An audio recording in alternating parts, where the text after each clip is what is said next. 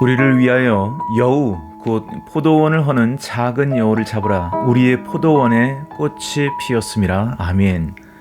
아가서 2장 15절로 17절은 나의 어여쁜 자야 일어나서 함께 가자라는 솔로몬 왕의 초청에 대한 술람미 여인의 응답입니다.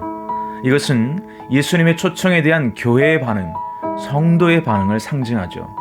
나의 어여쁜 자여 일어나서 함께 가자라는 주님의 사명회로의 초청의 신부는 느닷없이 포도원의 이야기를 하기 시작합니다. 포도원에 꽃이 피었다고 말하며 포도원을 허는 작은 여우를 잡아달라고 요청하죠. 포도원은 주님의 교회와 가정을 상징합니다. 또한 구약시대에는 이스라엘 민족을 포도나무로 묘사하고 있음을 성경에서 여러 번 찾을 수 있습니다. 시편 80편 8절은 말하기를 주께서 한 포도나무를 애굽에서 가져다가 열방을 쫓아내고 이를 심으셨나이다 말씀하죠. 또한 이사야서 5장 1절은 심히 기름진 산에 포도원을 만드시고 거기에 극상품 포도나무를 심었다 말씀합니다. 그렇다면 신약시대의 포도나무는 과연 무엇을 의미할까요? 마태복음 20장에 보면 포도원 비유의 말씀이 직접 나오고 있습니다.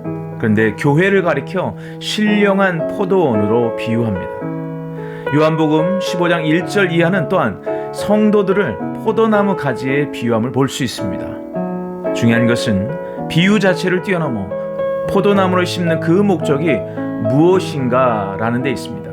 그것은 바로 열매 맺기를 바라신다는 것이죠. 이사야서 5장 4절은 이를 직접적으로 내가 내 포도원을 위하여 행한 것 외에 무엇을 더할 것이 있으랴. 내가 좋은 포도 맺기를 기다렸거늘 들포도를 맺음은 어찌 됨인고 라고 하나님의 탄식하시는 마음으로서 표현하죠. 우리가 놓치지 말아야 하는 것은 바로 여기서 하나님 아버지께서는 오늘 우리가 우리의 삶 속에 참된 포도 열매 맺기를 바라신다는 것입니다. 그것이 포도원의 주인 되시는 하나님의 뜻임을 믿으시기 바랍니다. 사랑과 희락과 화평과 오래 참음과 자비와 양성과 충성과 온유와 절제 같은 성령의 열매가 가장 작은 차원인 우리의 속사랑, 우리의 내면의 마음의 밭에서 열매 맺기를 기대하고 바라신다는 것입니다. 자, 그렇다면 오늘 본문의 작은 여우는 누구를 말할까요? 울타리를 넘어와 오늘을 사는 우리의 마음밭을, 우리의 가정을, 우리의 교회를 한 걸음 더 나아가서 하나님 나라를 파괴하라는 사단의 괴계인 것입니다. 우리는 아가서 2장 15절에 등장하는 작은 여우의 조상을 창세기에서 먼저 발견할 수 있습니다. 그것은 바로 에덴 동산에 들어와 에덴 동산을 파괴한 주범인 사탄입니다. 그 전형인 마귀가 하와를 유혹한 것은 교묘한 속임의 작은 말이었습니다. 하지만 기쁨을 뜻하는 에덴 동산 전체를 파괴할 만큼 그 파급의 영향력은 너무나도 컸습니다. 오늘날도 우는 사자처럼 이 마귀는 우리의 마음, 우리의 가정, 우리의 교회, 그리고 우리의 나라에 파급하여 은혜의 꽃이 필 때에 작은 여우와도 같이 역사하여 포도원을 허물어 들인다는 것입니다. 히브리어로 작은 여우는 슈알이라고 합니다. 본래 이것은 구멍난이라는 뜻의 쇼알이라는 단어에서 유래했습니다.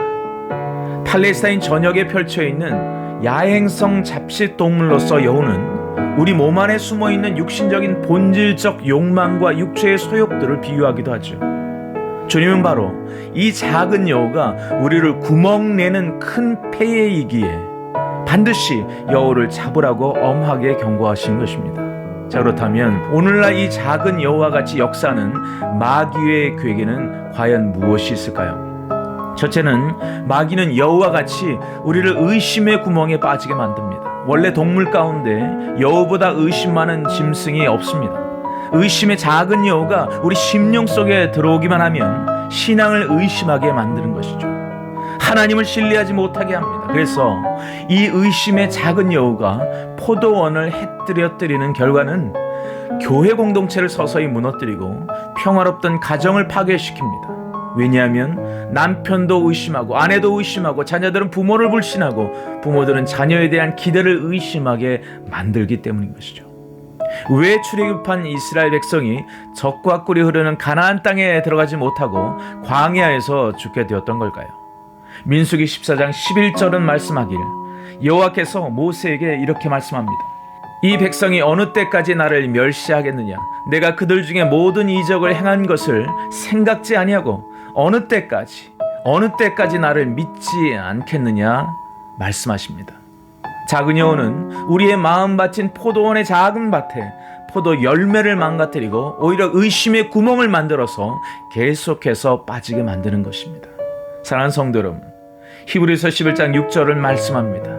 믿음이 없이는 하나님을 기쁘시게 못하나니 하나님께 나아가는 자는 반드시 그가 계신 것과 또한 그가 자기를 찾는 자들에게 상 주시는 이심을 믿어야 할지니라. 아멘. 사랑하는 여러분, 그렇습니다. 우리가 믿음을 지켜야 하는 이유가 무엇입니까? 바로 작은 여우가 우리의 믿음을 흔들어서 모든 영역에 불신의 씨앗을 심고 가기 때문입니다. 우리의 믿음의 울타리는요, 큰 여우나 늙은 여우로 인해 넘어지는 것이 아닙니다. 작은 여우라고 했습니다. 우리 생활에서 일어나는 작은 일들, 소홀하기 쉬운 우리의 불신앙이 작은 여우의 포도원 공략의 나비 효과를 불러일으킨다는 것입니다.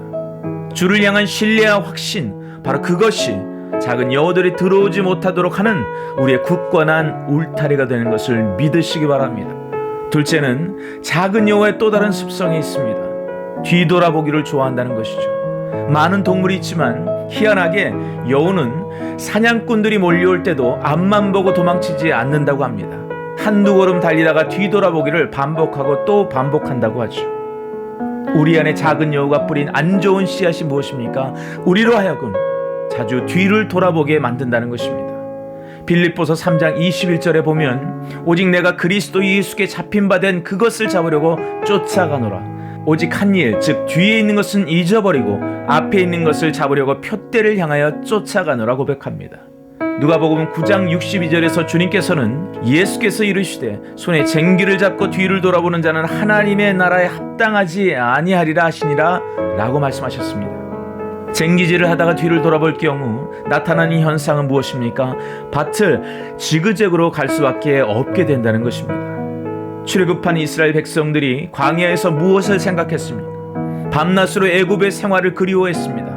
그 주된 이유는 광야에서 아침도 만나, 점심도 만나, 저녁 때도 만나를 먹어야 되었기 때문이죠. 어떤 한 설교가는 크리스찬이란 과거 애굽에서 마귀를 섬기며 죄의 노예 생활을 했던 사람이다. 그러나 이제 하나님의 백성으로 시집으로 온 것이다 말씀합니다. 다시 말해 옛생활, 애굽생활, 죄 지으며 먹고 마시던 생활을 깨끗이 청산해야 한다는 것입니다. 왜 그럴까요? 아무리 자랑스럽고 위대한 과거를 가졌다 할지라도 지금의 행복과는 비교할 수 없고 바꿀 수 없는 바로 왕의 신분, 왕후의 신분을 얻었기 때문입니다. 사랑하는 성도 여러분, 오늘 우리가 놓치지 말아야 하는 한 가지 사실은 오늘 본문에 등장하는 작은 여우에 해당하는 원문이 단수가 아닌 복수형이라는 사실입니다. 다시 말해 작은 여우들이라는 것이죠. 그렇습니다. 우리 안에 있는 의심의 여우, 후회의 여우, 낙심의 여우, 고독과 외로움의 여우들을 잡으시길 주님의 이름으로 권면드립니다. 왜 여우를 반드시 잡아야 할까요? 포도원에 꽃이 피었기 때문이라는 것입니다. 꽃은 열매를 내기 위한 자방을 생산하게 되는데 그것을 여우가 먹어버리게 되면 결국 포도알을 얻지 못하게 된다는 겁니다. 믿음을 자라게 하는 주님과의 사랑을 생산하는 열정의 자방이 침해받지 않기 위해 작은 여우들을 잡아야 합니다. 그것은 주님을 믿는 굳건한 믿음으로 가능합니다. 주님을 믿는 믿음의 분량이 우리 마음의 포도원의 울타리, 가정의 포도원의 울타리, 교회의 포도원의 울타리의 높이와 견고함을 더할 것입니다. 오직 예수 그리스도를 향한 믿음을 더하십시오. 바로 그때 진정 기쁨의 동산인 에덴 동산의 감격과 영광이 우리에게 회복될 것입니다. 아가서 2장 16절은 말씀합니다. 내 사랑하는 자는 내게 속하였고 나는 그에게 속하였도다. 그가 백합화 가운데에서 양떼를 먹이는구나. 아멘. 신앙 성숙이란 무엇일까요? 그것은 주어가 바뀌는 인생입니다. 나 중심의 신앙에서 하나님 중심의 신앙으로 변해가는 과정이죠. 때문에 나라는 주어에서 하나님으로 주어가 바뀌어가는 것이 진정한 의미의 신앙 성숙이라고 할 수 있습니다.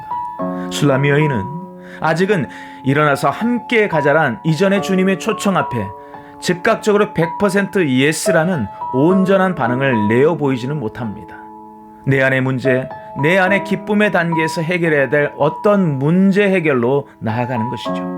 하지만 그럼에도 불구하고 긍정적인 소식은 그녀의 주어가 서서히 바뀌어가고 있다는 것입니다. 아가서 2장 16절은 이렇게 말씀하죠. 나의 사랑하는 자는 내게 속하였고 나는 그에게 속하였도다. 그런데 아가서 7장 10절에 보면 이렇게 변화되어 있습니다. 나는 나의 사랑하는 자에게 속하였구나. 그가 나를 사모하는구나. 무엇을 말합니까? 나 중심에서 그분의 중심으로 옮겨가는 큰 한 발걸음이 아가서 2장 16절에 나타나 있다는 것입니다. 마지막 때를 예언하고 있는 요한계시록 14장 4절은 말씀하길 진정한 왕후의 발걸음을 다음과 같이 소개합니다. 이 사람들은 여자로 더불어 더럽히지 아니하고 정절이 있는 자라 어린 양이 어디로 인도하든지 따라가는 자며 사람 가운데서 구속을 받아 처음 익은 열매로 하나님과 어린 양에게 속한 자들이니 아멘. 이것이 바로 진정한 의미의 성숙한 신부의 모습입니다. 그에 반해 아가서 2장 16절은 아직까지는 그 모습으로 성장하고 있지는 못한 단계입니다. 왜냐하면 여전히 자신이 주어가 되어서 나의 사랑하는 자는 내게 속하였고 라고 말하면서 내게를 강조하고 있기 때문이죠. 하지만 신부는 나는 그에게 속하였구나 라고 하면서 처음으로 신랑의 소유권을 언급하고 있습니다. 바로 내면의 신앙 성장을 엿볼 수 있는 단면입니다. 아가서 2장 17절은 말씀합니다. 내 사랑하는 자야 날이 저물고 그림자가 사라지기 전에 돌아와서 베델의 산의 노루와 어린 사슴 같을지라 아멘. 여기서 날이 저물다에 해당하는 히브리어 세야 푸아흐 하욤에 사용하는 동사는 숨이 차다 또는 헐떡거리다 라는 동사인 푸아흐에서 유래했습니다. 이것은 술람미 여인이 현재 솔로몬 왕과 떨어져 있음이 너무나 힘들다는 것입니다. 신랑 되신 주님과 함께하지 못한 신부의 홀로 있음이 너무나 힘들다는 표현입니다. 솔로몬 왕이 빨리 자신에게로 와서 함께하기를 원하는 바로 그 술람미 여인의 간절한 갈망함의 마음이 드러나 있습니다. 이것은요, 신랑 되시는 예수님을 간절함으로 기다리는 신부된 우리 성도의 그 마음이어야 합니다. 주님은 반드시 우리를 데리러 오신다고 언약하셨습니다. 하지만 언제 오실지 그 정확한 날과 시는 알 수 없죠. 그러기에 마음의 병이 생길 수 있습니다. 사랑병이란 무엇입니까? 사랑하는 내 님을 빨리 만나고 싶은데 소식이 없음으로 말미암아 생기는 그 마음의 병 아니겠습니까? 문제는 이 거룩한 상사병은 시간이 지날수록 더 심해진다는 특성이 있습니다. 사랑하는 성도 여러분, 술람미 여인의 병을 고치리는 솔로몬밖에 없음같이 우리의 병을 고칠 분은 우리 주님 예수 그리스도밖에 없음을 믿으시기 바랍니다. 우리가 사랑하는 그 주님을 지금 기다리는 것은 술람미 여인의 마음같이 간절한 마음으로 왕의 왕이 오시기를 기다린다는 것입니다. 광명한 새벽별이 되신 그 주님께서 거룩한 갈망함에 헐떡거리는 호흡을 채워주시는 진정한 우리의 생기로 다가오실 것입니다. 우리 얼굴에 드리운 그림자를 빗대신 주님께서 거두어 주실 것입니다. 우리가 오늘 해야 되는 온전한 반응은 무엇입니까? 다시금 신랑을 계속해서 부르고 찾는 거예요. 아모스서 5장 4절은 이렇게 말씀합니다. 여호와께서 이스라엘 족속에게 이와 같이 말씀하시기를 너희는 나를 찾으라 그리하면 살리라 말씀합니다. 너희는 신랑 되신 주님을 찾으라는 말씀입니다. 그리하면 살겠다는 것입니다. 사랑하는 성도 여러분, 우리는 지칠 수 있습니다.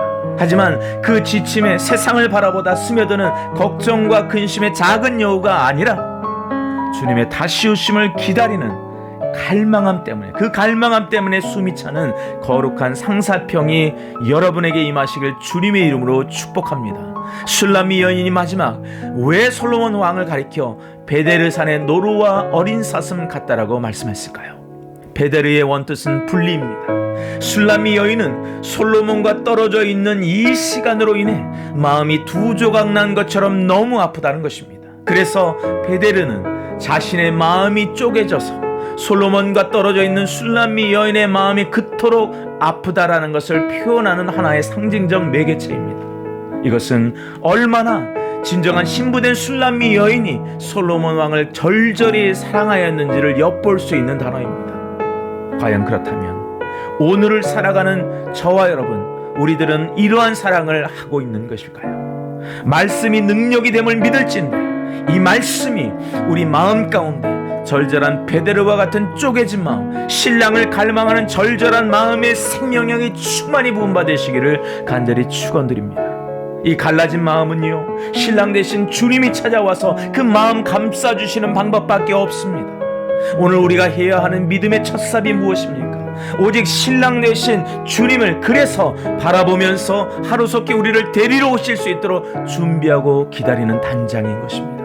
사랑하는 성도 여러분, 정말 우리에게 이 술람미 여인이 솔로몬 왕을 기다리다 지쳐서 자신의 마음이 두 동강 난 것처럼 아프고 쓰라린 것과 같은 그 마음이 있으시길 주님의 이름으로 소망합니다. 작은 여우들은요, 이러한 우리의 갈망하는 마음의 불에 그들의 꼬리들이 다 불살라질 것입니다. 나의 욕심을 채우기 위해 신랑을 기다리는 것이 아닙니다. 결코 이런 신앙은 이기는 자의 신앙이 아닌 것입니다. 신랑을 순수한 마음으로 사랑하는 것입니다. 그것이 바로 주어가 바뀌는 우리의 인생의 양약이 될 것이기 때문입니다. 이 마음은요, 우리의 포도원, 우리의 마음밭을 옥토와 같게 할 것이며 든든한 화영검 울타리로 만들어 주실 것입니다. 영적인 민감함을 가진 노루와 어린 사슴처럼 베데르산에 쪼개지는 마음의 갈망함을 가지고 모든 작은 여우들의 공격을 물리치고 승리하시는 어린 양의 왕후들로 여러분 단장 되시기를 주님의 이름으로 축원합니다. 광명한 새벽별 되신 주님의 오실 때가 임하고 있습니다. 함께 기도하겠습니다. 신실하신 주님의 사랑 앞에 우리의 두 손으로 찬양을 올려드립니다. 우리에게 다가오는 작은 여우들을 물리칠 수 있는 주님의 죽음보다 강한 사랑으로 오늘을 승리케 하여 주옵소서. 내 안에 의심의 작은 여우, 내 안에 외로움과 고독의 작은 여우, 내 안에 분주함과 무관심의 작은 여우들을 주를 향한 사랑의 불로 태워주옵소서. 내 인생의 주어가 바뀌는 역사가 주님을 맞이하는 오늘을 사는 나의 징표, 우리의 징표가 되게 하여 주옵소서. 그래서 이 나라와 우리 교회와 우리 가정과 내 마음이 주님을 향한 거룩한 상사병의 불이 재점화될 수 있도록 주님 힘을 주시옵소서. 뜨거운 마음 허락하셔서 우선순위가 정렬되게 하여 주옵소서. 오직 예수 그리스도가 주어요 나침판이 되어서 다가오는 오늘날의 많은 시험을 이기고 승리케 하여 주옵소서. 주의 영광을 위해 그렇게 도와주실 것을 믿사오며 예수님의 이름으로 간절히 기도 올리옵나이다. 아멘.